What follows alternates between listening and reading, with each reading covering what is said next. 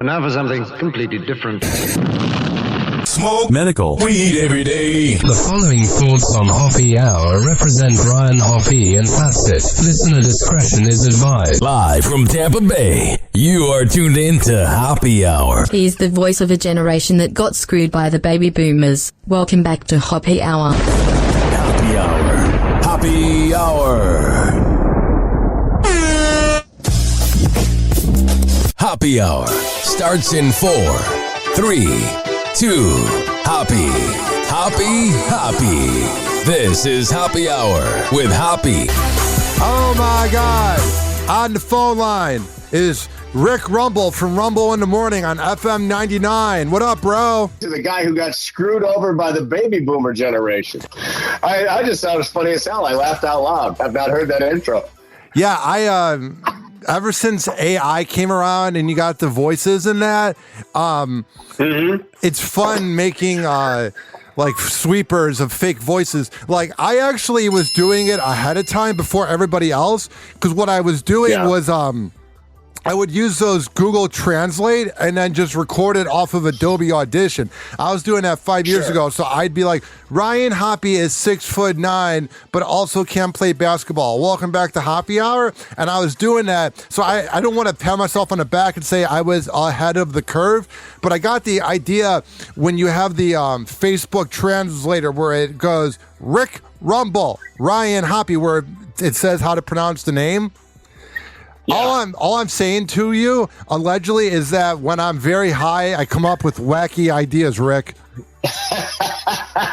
Well, so you're half-baked most of the time is what you're trying to tell me.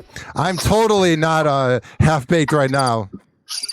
Yeah. So tell me what's going on with you, man. Bro, so I have a day job. I have a full-time job in radio that I keep private because it's a little conservative. They're super cool, and they let me do my thing. But, like, let's just say from 8:30 to 4:30, I'm, like, dressed up. I'm very low-key. I don't post it on social media. Awesome. Yeah, it's very fascinating. And then, like, it's funny. On the way to work, I'll be, like, blaring 50 Cent. Like, many men wish death upon me. And then I pull into the parking lot, and it's, like, time to be all, like, 9 to 5. It's fascinating. There you go. Hey, well, listen, here it is. It's President's Day. I don't know about where you are up here in Norfolk, where our radio show is. There's, it's the home of the world's largest military installation. We have a lot of federal employees, a lot of military people that listen every day. And it's kind of a quiet morning this morning.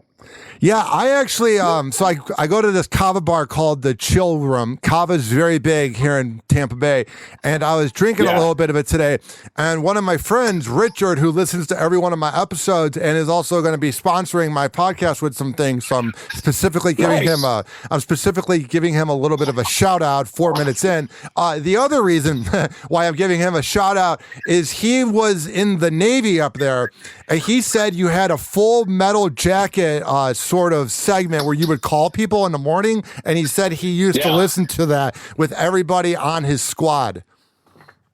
Yeah, dude, we I've been here for 28 years now, and we've had so many cool interactions with military stuff. I've flown in a fighter jet. I've been launched off an aircraft carrier, and you're talking about Full Metal Jacket. The guy that was in that, Arlie Ermy is his name. He was an actual Marine drill instructor, and he was the drill instructor Full Metal Jacket. But he's been up in the studio with us before, and we have a custom version of a couple of pieces from that movie that he laid into and dressed down one of our interns once and almost made the guy cry there in the studio.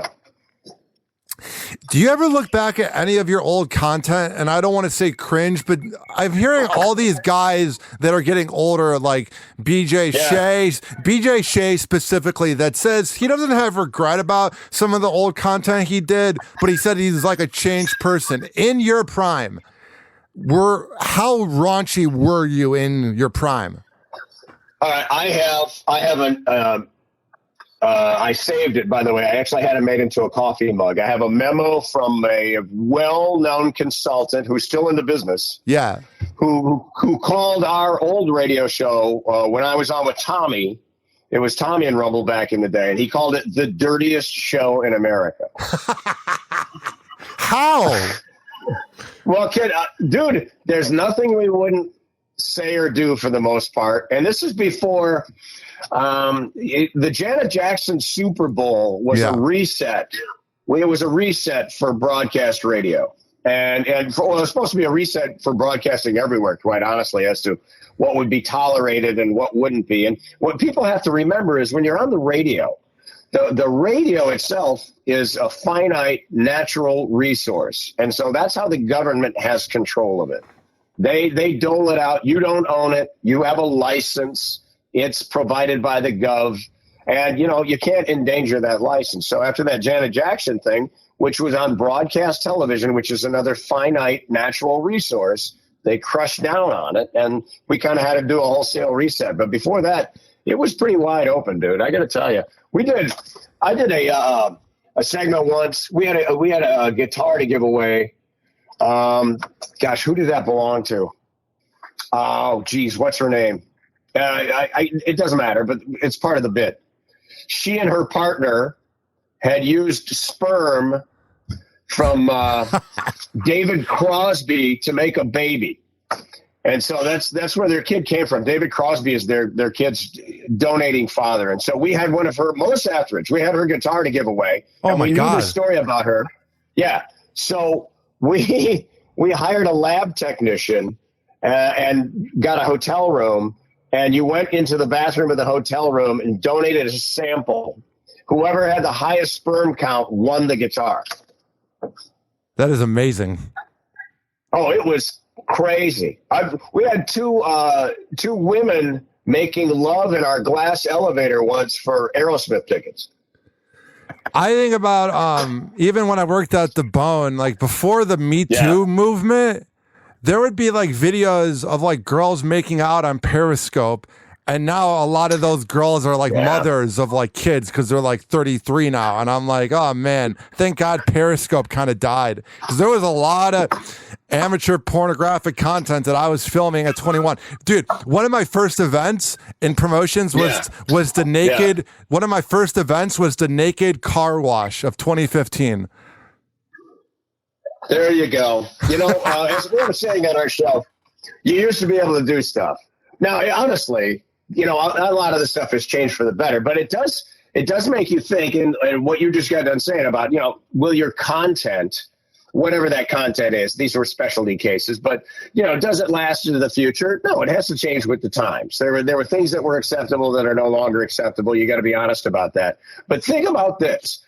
The OnlyFans people of today are going to be faced with the same thing in 10 to 20 years. And like you just said, your kids are going to see this, your kids' friends, et cetera. You got to ask yourself some honest and open questions about whether or not you want to continue doing that. Well, you heard about the mom here in Orlando, which is about 90 minutes from where I'm at, where she was promoting her OnlyFans at a Christian school pickup area in the cars on the back of her like Mazda or whatever, and her kids got expelled. Yes. That's the short version. We followed the story out. It played out over time. They asked her if she would take the decal off the car or drop her kids off across the street because other parents were a little bothered by it. Yeah. She went and got, as the story goes, she went and got an even larger decal and kept dropping them off at the pickup. And then the parents had enough. It's a private school. And in private school situations, whoever writes the biggest checks seems to have the loudest voice. So eventually they were just like, this just is not in keeping with our standards at the school. Now, I don't know what the other kids, I don't know if her kids got teased by other kids or not. I can only assume in that situation, especially since your mom is the center of attention for the whole school now. But, personally, I wouldn't want to put my own kids in that situation. I tried to, when they became school age, I kind of stopped talking about them on the air.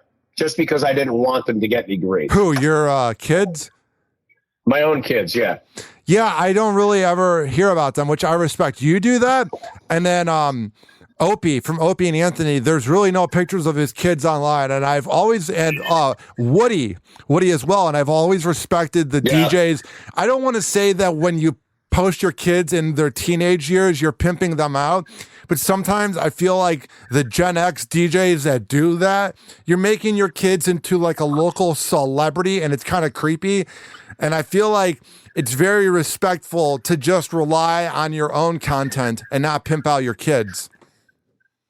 Yeah, exactly. And now, now my kids are grown and they're off on their own adventures, and they got a couple of great lives going. And I talk about that stuff from time to time, no big deal. But when they were like, middle schoolers and stuff where you could get teased for it, it just didn't seem like it was a cool thing to do. So I didn't tell any of those embarrassing little kid stories. Try to stay away from it. Yeah, it's very weird, man. So in my life, until recently, I've been beyond open on my social media about my dating life. Right. And when I was on the radio, I would talk about things. And it's not that I regret it, but there's one regret I did in radio that it's been kind of haunting me lately. I think it's because as time has gone on. Really?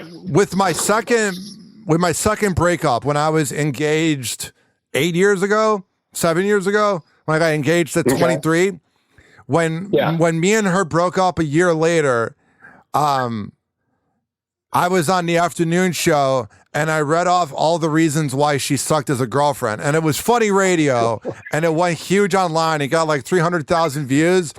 But then I thought about it recently, and I was like, man, I was just so angry because I just wanted to marry that girl, but we just weren't meant to be. She was a few years younger than me.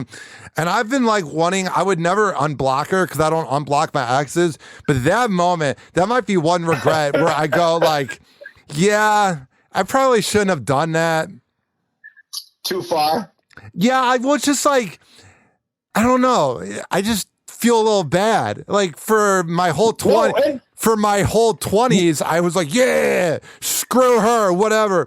And then recently turning 30 and reassessing my 20s, that's like the one thing I did in radio that I'm sorry for. Like I regret.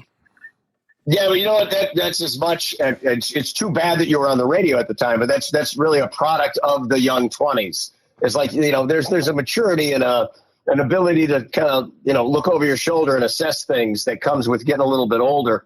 Fortunately or unfortunately, you were on the radio at the time. And so, you take that moment to do something kind of impetuous. And if that's your only regret in radio, I would say you're doing okay. There's things that I wish went differently, but I don't. But that's like one thing where I'm like, yeah, I probably shouldn't have done that. That's like the only thing truly where I'm like, you know what? That could have been done differently. But I feel like, I don't know, man.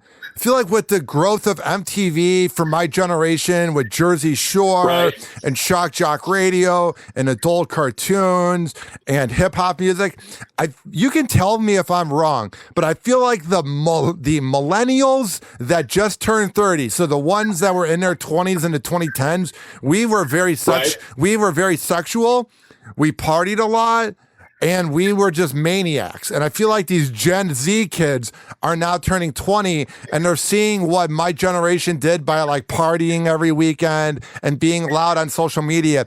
And it feels like they judge us a little bit. You know what? I don't know if they do or if they don't. I know that they do learn, everybody learns by example. So you kind of follow the people that were just a little bit ahead of you. You're from Chicago, one of the great radio towns in the whole entire United States.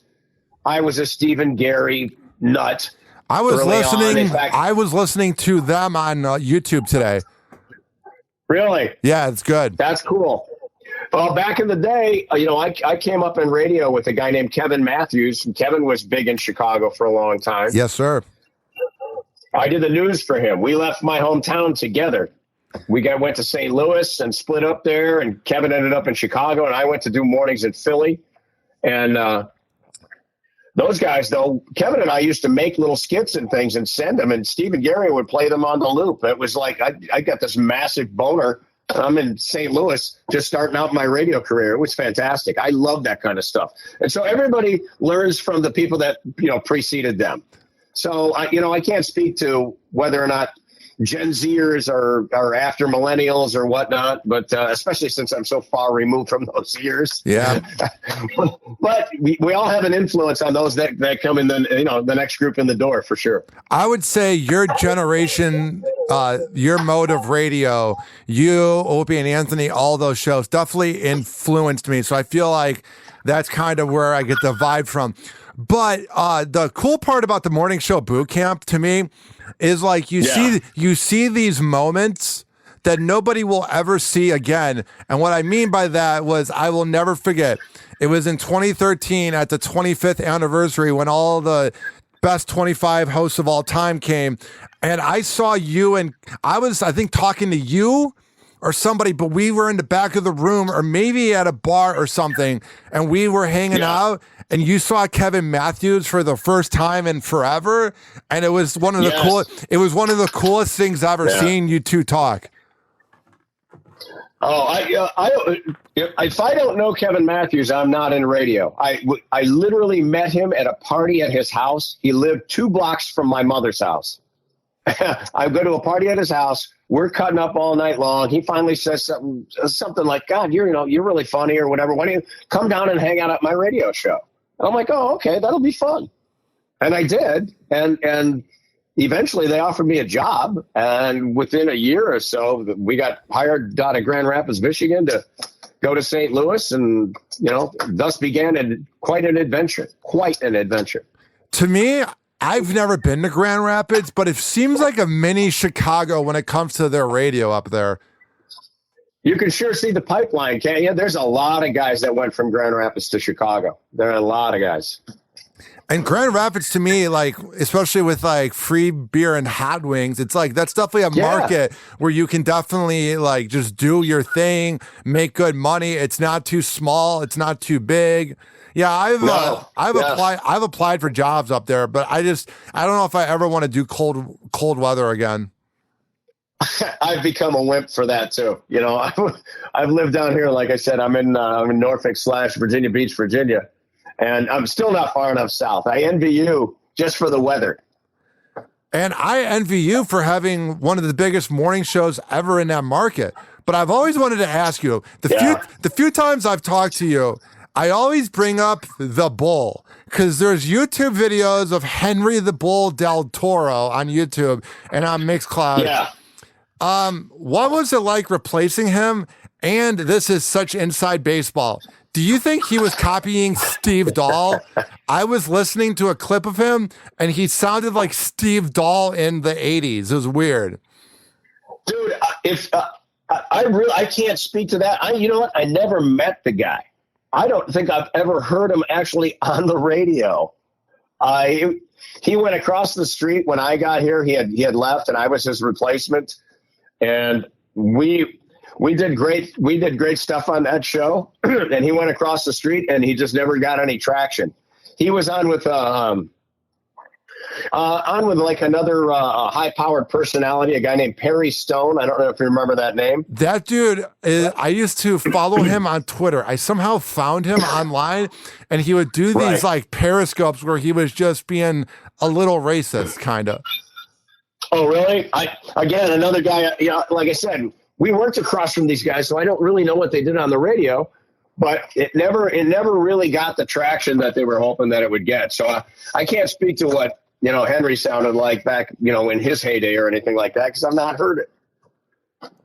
Did you get any backlash for replacing him because he was a big name there, or were people maybe like sick of it? I think, as I remember it, people here were really welcoming to me. They had a great crew on the morning show back then.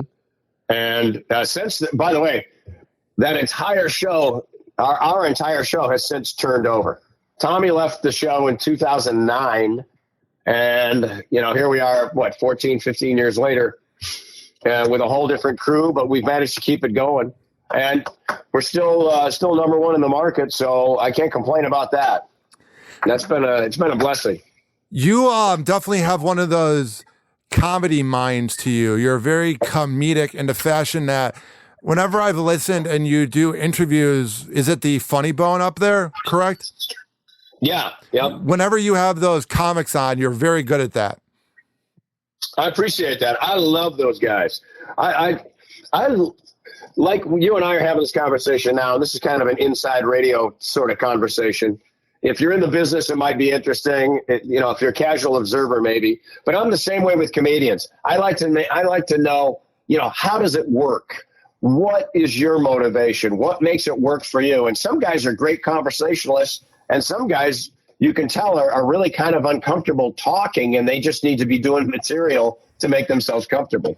I think those guys are maybe the ones that went on Bob and Tom a lot, because you always hear those rumors about Bob and Tom that you have to give them all the jokes before, which is fine. It works for them. That's what Ralphie May told me. Ralphie May said that they required him to tell them what their material was going to be. Some of that goes back to that Janet Jackson thing, like I was talking about before, when there was a reset in in media in general.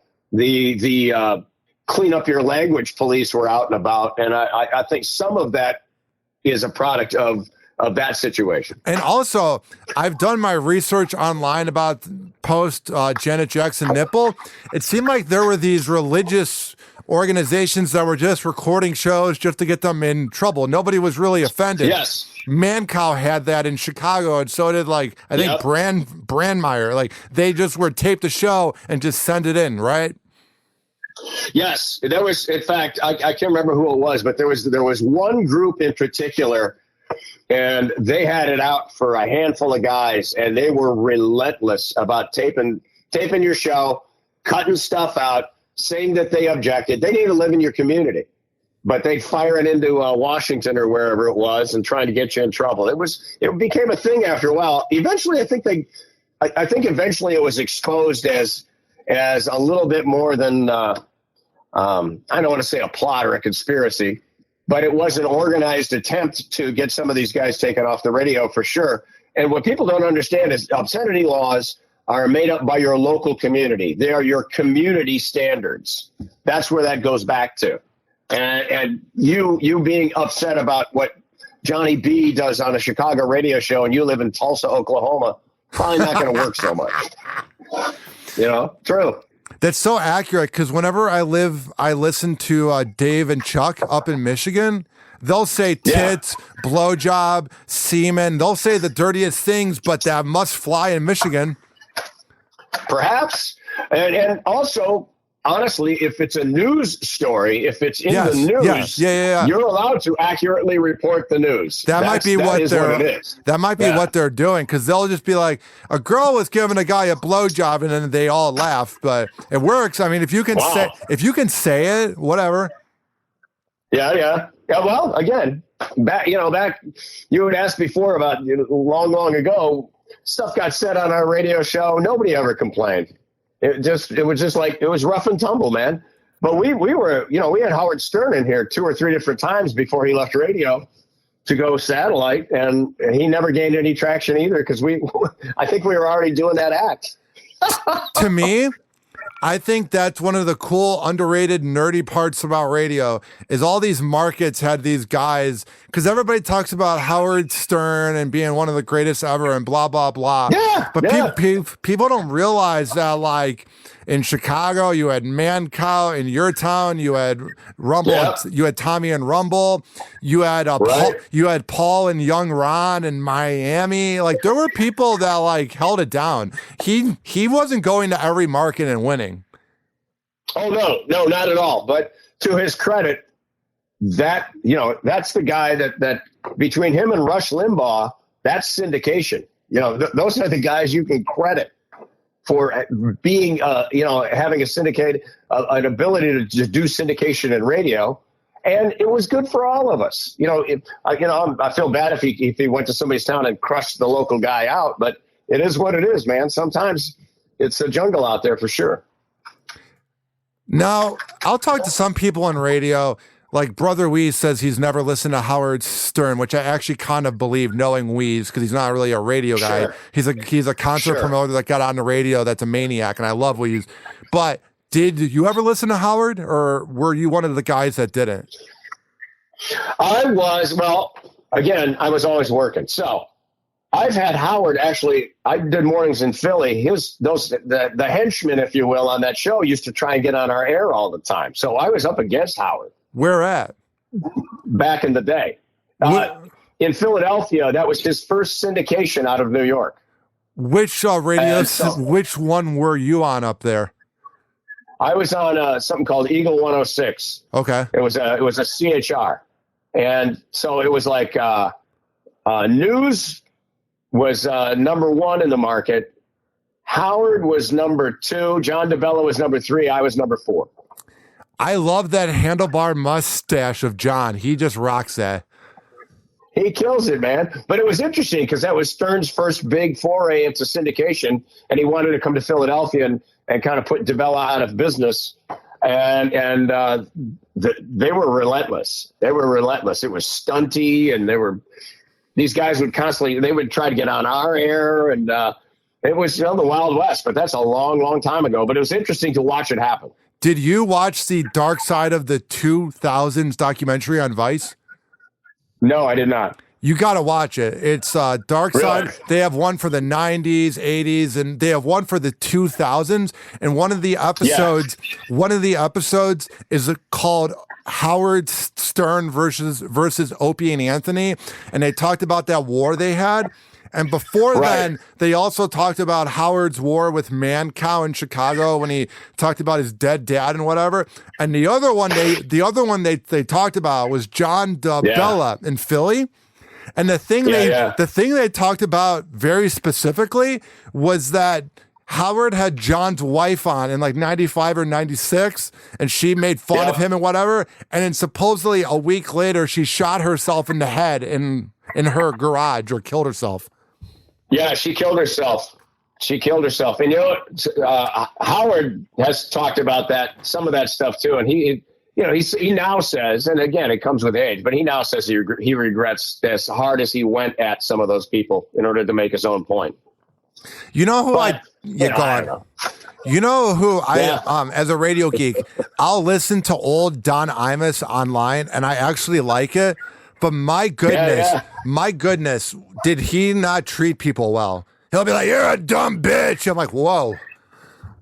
Oh, crazy. I mean, quintessential New York thing. The bad rap that New Yorkers get was, Imus back in his heyday. But when I was a baby DJ, I would have to, I'd come into the radio station in the morning, and I'd go get the news feed, which was it was from WNBC in New York, and they'd pipe Imus down this private line, and I could just hear this craziness and think to myself, my God, I can't believe they let this guy get away with this stuff. And it was like great motivation. So I was kind of a radio geek for that stuff, man. I think he was very good at what he did. I just think, unfortunately, nappy-headed will always be what he's remembered for. Because, he was ripping into Bill Clinton in the 90s. I'll listen to his shows, and that man did not hold back. It's crazy. Yeah. Well, you know what? You touched on something there, because it's an offhanded comment. It's not planned. It's not part of a bit or a skit. He's trying to be funny all the time. It's a shoot from the lip moment. And he was a dumbass and said something stupid. And also, how many guys in our business have done this? You blow your own foot off, kind of a thing. Well, in a moment that's a throwaway. Also, the thing is, he's not the first one that said it. It was Bernie who would say a lot of racist and sexist things on that show. Bernie said it first. And Bernie got fired as well. But everybody talks about Don Imus saying that. And he said it and he repeated, but it was after Bernie said it first. I always thought that was funny, was that Don got all the blame for it, but Bernie kind of just didn't get in trouble for it. That makes you wonder, though, that, Don's the bigger name. Yes. So, it's gonna stick to him 10 times harder. And plus, remember, he's the guy that he made a living throwing this kind of language around and banging on people and stuff. And it came back to haunt him. Well, it did that, and it's not Imus and Bernie in the morning. So when you have Imus in the morning as your name, you kind of know it's going to come back to bite you in the ass. What do you do in your free time? Because I'm trying to find things to do in my free time that don't involve listening to the radio. And I know you're a busy guy, and you got a family, and you got a beautiful wife. What do you do in your free time? Dude, well, my kids are grown and they're out of the house now. So it's my wife and I. We work out. We play pickleball. You know what I did? I joined a shuffleboard league. Oh, my goodness. And I got to tell you, yeah, but it's not like Florida shuffleboard. It's a bunch of hipsters. It's indoors. It's got a bar. There's food. And we go on Tuesday nights. It's a hell of a lot of fun. And like I said, it's a bunch of hipsters just shoving that thing back and forth, drinking beers, having a lot of laughs. People bring their kids and stuff. It's kind of fun to see them running around. It's great. How often when you're out and about do you get recognized? Wow. A lot. I can imagine. I've been here for a long time. And we've been really visible and done some, I'll humbly say we've done some great things in the community. So our face has been out there a lot, and it's always good. You know what I love about it though? It's people want to meet you and they stick out their hand like we're longtime friends because we've been on the radio for so long. And I always say, man, people are so nice to us when we're out that, I've always got 5 minutes to say hi and learn about what's going on with you and how's your family and, introduce me to your wife and that kind of stuff. Because it could be the other way around. You can walk into a place and have somebody say, God, you suck. That would suck. I've had that, not quite. But as I posted in a video, but I don't really want to talk about it anymore. But me and Calta had kind of a breakup. It was mostly because of him. But people, and he'll keep talking about me and whatever. Like he talked about me last week. Anyway, so I'll have people come up. I'll have people come up to me. It's always at a dive bar, wherever it's someone wherever the demographic of 25 to 54-year-old men hang out. They'll be like, "Yeah, are you happy?" And I'm like, yeah, it's me. And they're like, oh, my God, remember you on the Kelta show? Yeah. Did you know what Kelta says about you? And it's always like, I can always tell when I'm about to get recognized because I'm so fucking tall, bro, that they like they sort of check me out where they're up and downing me almost like I'm a hot piece of ass. And they're like, is that Hoppy? they're trying to put two and two together, and then they come up. I always know when it's about to happen. It's amazing. Yeah. The one I like is sometimes you'll meet someone, and for whatever reason they'll say, "I didn't know who you were," or "I don't listen to you," or yeah. And I it's love just that. like, wow, it's kind of odd. Well, it's yeah, kind of odd because I don't do that to. I don't buy insurance. I don't come back with, I don't buy cars. I don't know who you are or anything like that. I understand it, but it's odd. I have that a lot. Like my podcast is doing very well, but it's a grassroots project. I have a legitimate setup that I record in. Everything's going great, but it's not on the radio. I work in radio, but it's not on the radio. But I almost like it. Right. I like it better that way. But the thing is, the average listener here in Tampa from my old job, they don't know that I'm doing well. They have this assumption that I'm an idiot. So they'll come up. The backhanded compliment that I get a lot online is, wow, I didn't expect your show to be that good. But they say it without saying that. Or they'll say, oh, I don't really listen to podcasts. And then I'm like, well, do you have Spotify? Yeah, I listen to Led Zeppelin on there. And then you're like, well, why don't you check out my podcast? Oh, I'll listen to podcasts. Right. Yeah, listeners feel like because they hear your voice, you got to think, I've been here for 9 years. So listeners feel like listeners have seen me have breakups. They've seen me in boxing matches. They've seen me do this and that. So they feel like they know me. And this is what I think I learned most about working in radio is that the radio DJs on air, Rick, are always larger than life loudmouths for the most part. But they're also human beings with emotions. Well, I would tell people that would work on our show sometimes because, most everybody you meet is terrific to you and they're respectful of you. And it's just like meeting anybody else. Every once in a while, somebody will go online and write something crappy or something.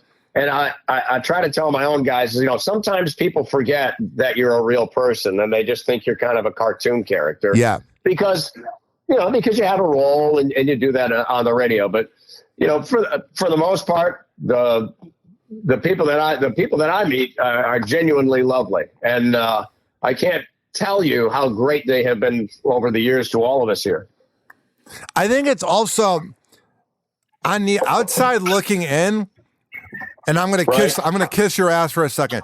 For as massively successful and well paid and famous you are in your town, the way you act, I would think you worked at 7-Eleven or something. Me, you, and Randy from Back and Fits in the Morning, we were walking around Chicago at 4 a.m. 10 years ago. You know, like a lot of other radio DJs during that era, they went to bed at 10 because they were too good to hang out with the interns. And you're hanging out with everybody, bro.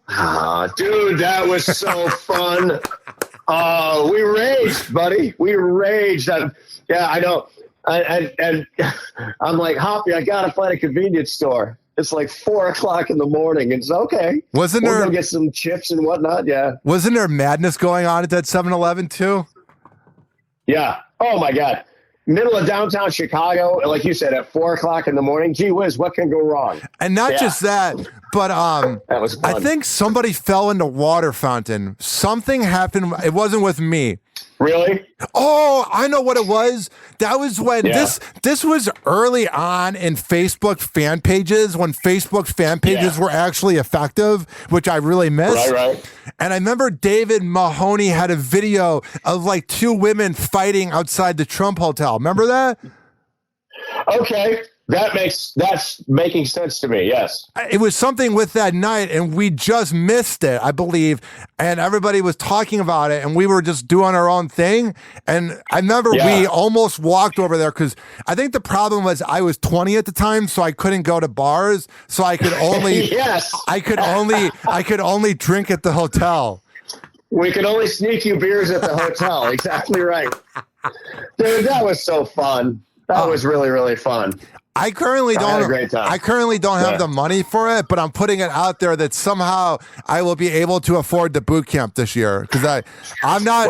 It's in San Diego. I know. I got to figure that out. Yeah. I'm not saying it's going to happen. I'm not saying it's not going to happen, but I've been putting it out there, trying to figure out. It'd be very nice to go to. The thing though that was convenient about Chicago was that I lived in Chicago, so I would just see my mom and then everything was good. This is a little more bougie of a boot camp. This is going to be interesting. I did radio in San Diego for 3 years. I lived out there. It was best weather. Oh my goodness. I mean, the Florida weather's nice, but imagine your weather with no humidity. It's just fantastic. And doesn't it get cool? Doesn't it get cool at night? It does. It gets a little chilly at night, that's why you always see those douchey pictures of people wearing sweaters around their necks. They're not trying to be fashionable. You got to bring a sweater everywhere you go. When the sun goes down, the temperature goes down 10 degrees.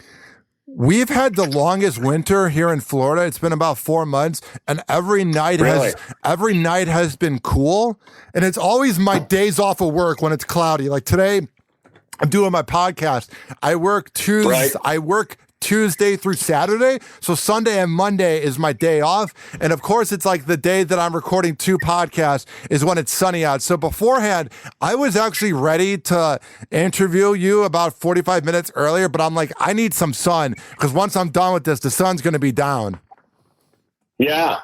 It's depressing. I love the sun.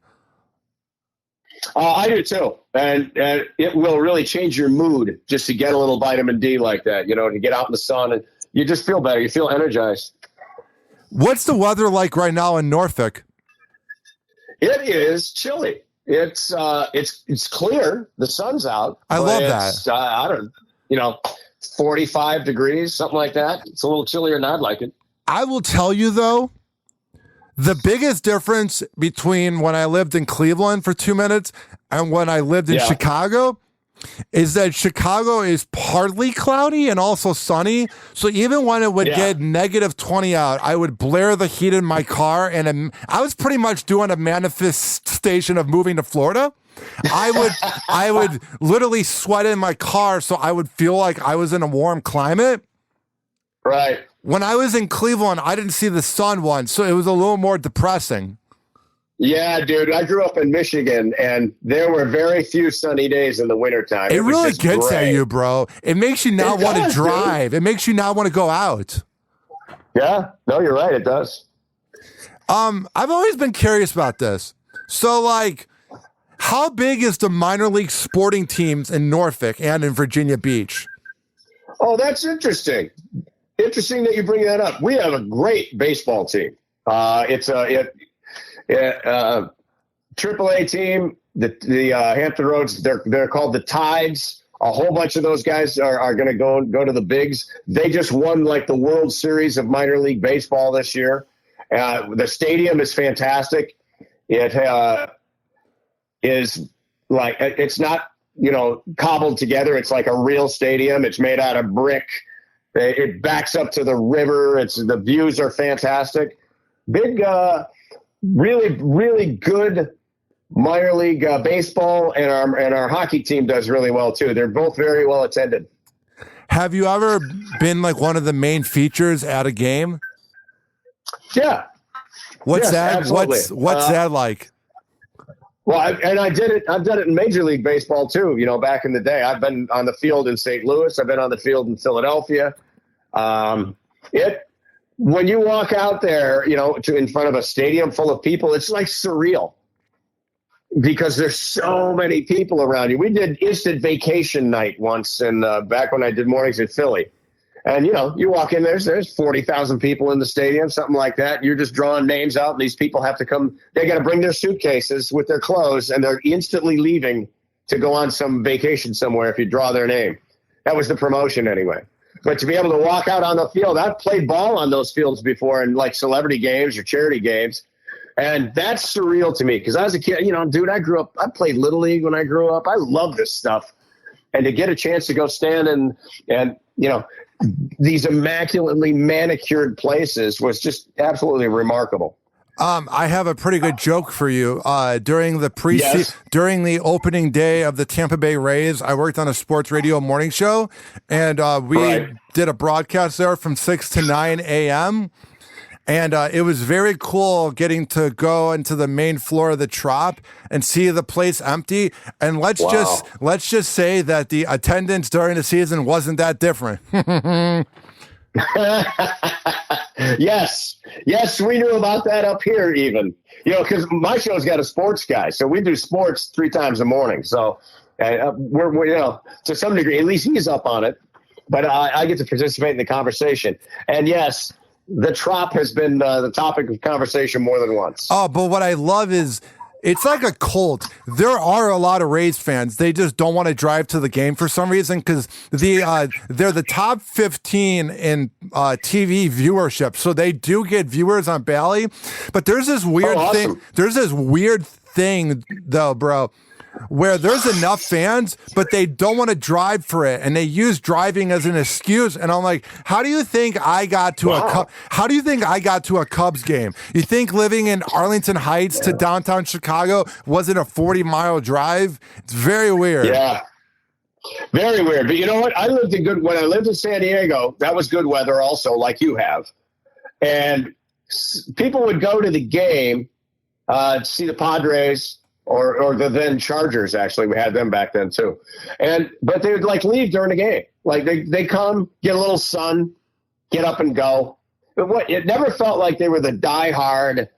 And maybe that's just my romantic view of Midwesterners. But, guys, you went to St. Louis to see baseball, buddy. You're going to stay for the whole game. You go to see the Cubs play, you are staying at Wrigley all damn day. I know. I actually kind of get bored. I haven't been to a baseball game. I guess I can count the Rays, but I'm saying like a professional fan base. I haven't been to one since like 2014. And I met that guy that was on Chicago Fire that was engaged to Lady Gaga. He was interesting. Kenny? You know that actor? Oh, really? Yeah, he was interesting. I don't. He's a very good-looking guy, and it was kind of like when you meet a girl in porn, and they're so good-looking that they're kind of vapid, and he was just very, you know what I'm saying? Yeah.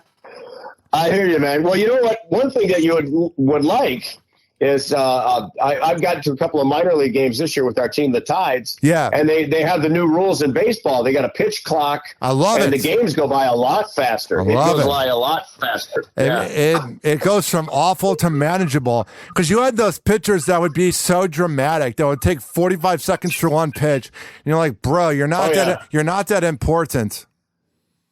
Well, it's whatever the mindset was, and they all had to learn another way to play the game because that's just not allowed anymore. So I told you, you texted me and you said, hey, how long is it going to go for? And I said 20 to 30. Can you believe we've been talking for 46 minutes? No, because you know what? I don't get to talk to you often enough.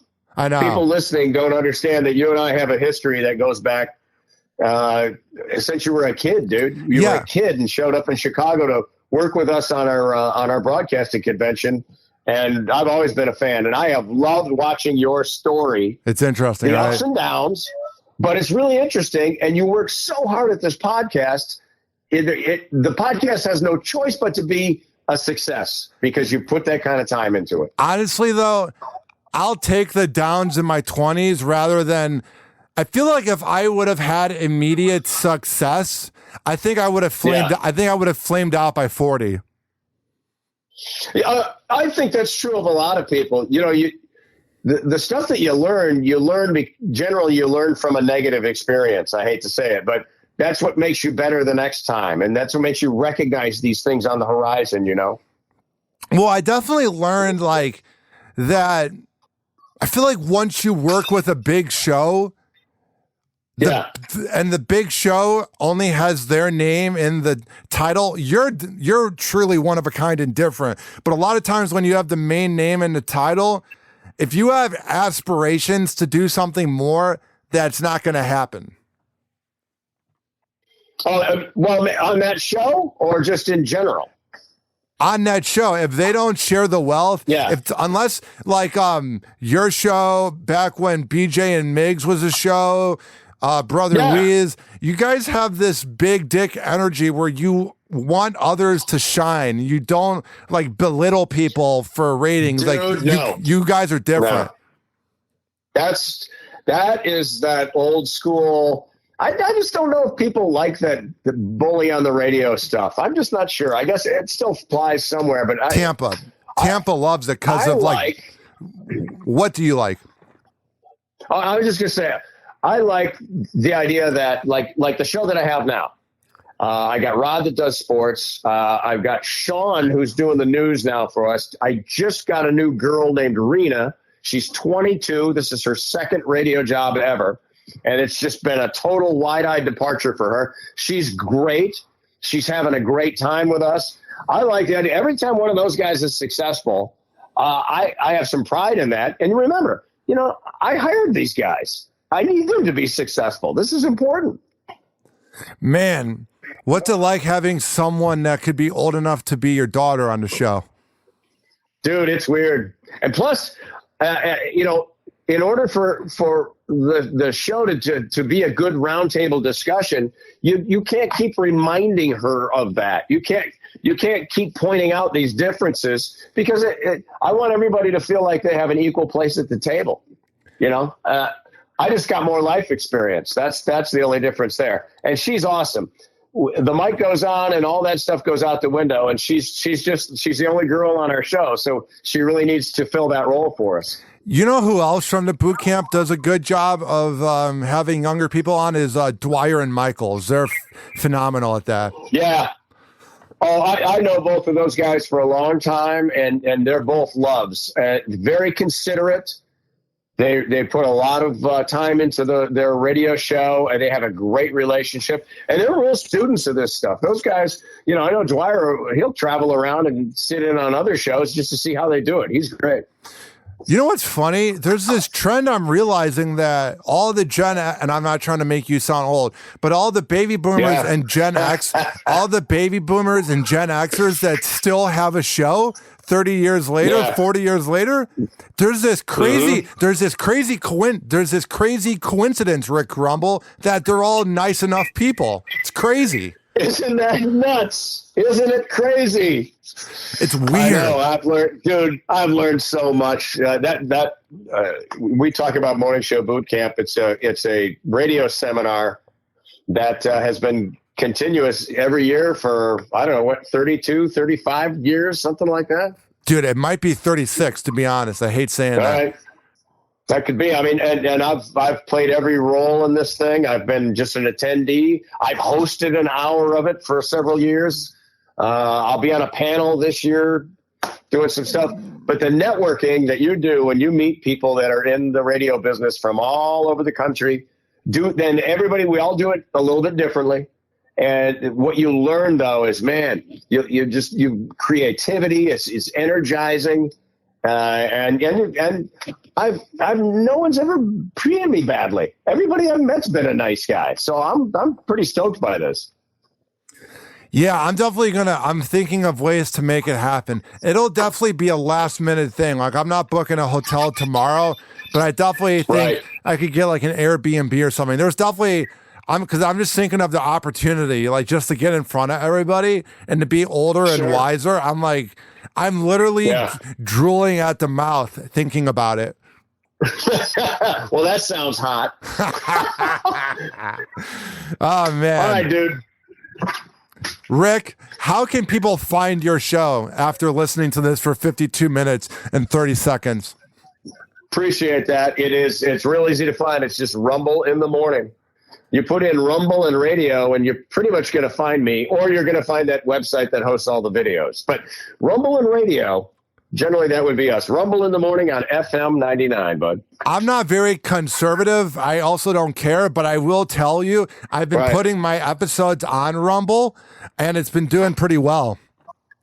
Good for you, dude. I know. Rumble didn't start out as a conservative website, but it went that way when the crowd was leaning that way, and it's worked out, I guess, for everybody. Well, Rick, it's been a lot of fun having you on the show, and I'll say it right now. Somehow, in some way, I will see you at the boot camp. All right. I'm going to hold you to that, brother, man. Listen, thanks for having me, Ryan. It's great talking to you, pal. Of course, bro. I will see you at the Morning Show Boot Camp 36. All right. Take care, pal. All right. Bye. Happy Hour. Happy Hour. And like that,